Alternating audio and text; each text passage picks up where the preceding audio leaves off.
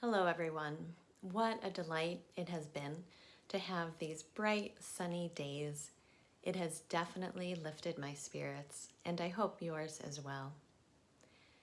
As the state of Vermont has slowly been easing the restrictions of the stay-at-home orders, some of you have been wondering about the possibility of the church reopening. First, I want to express how much I have missed gathering with all of you. I wish it was possible to gather again in our sanctuary for worship, in the vestry for coffee hour, to have our children together in the children's chapel. My heart longs to have us together in one space. It has been challenging to adapt to these new circumstances and also gratifying to work with the staff and all of you to come up with creative ways to keep our ministry going, to continue nourishing our spirits, caring for one another, and caring for our broader community. While the building is closed, church has definitely been open. Any plans to reopen the church, both the building and any kind of in-person programs, will be done slowly and thoughtfully.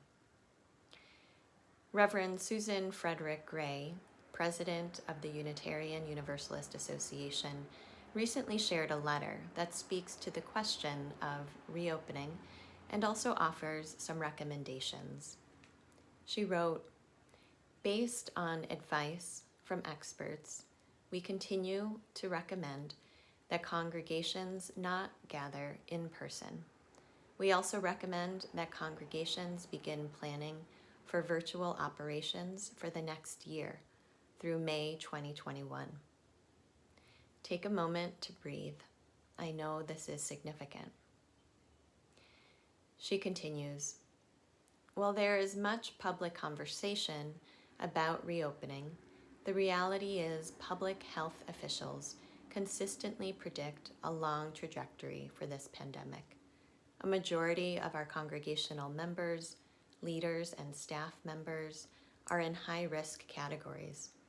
Our care for the well-being and safety of our members and staff must be a priority in this pandemic.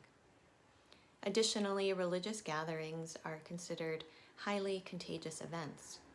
The act of singing, the familiarity of people across households, the multi-generational community of children, youth, adults, and seniors, the things that make our congregations so special, also create more risk for spreading the virus.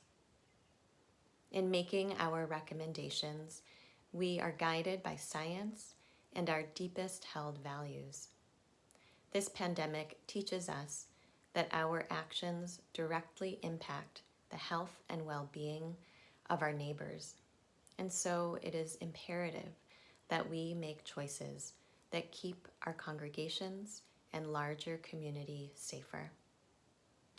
Our own church leadership at UCM will be continuing to look at the particular circumstances here in Vermont and the recommendations and guidelines of local health officials as well as the UUA, as we determine how we can best serve one another and share in our ministry while living with COVID-19 in our midst. The board and executive team will also be partnering to create a COVID-19 task force that can continue to assess the needs of our church community in light of this pandemic.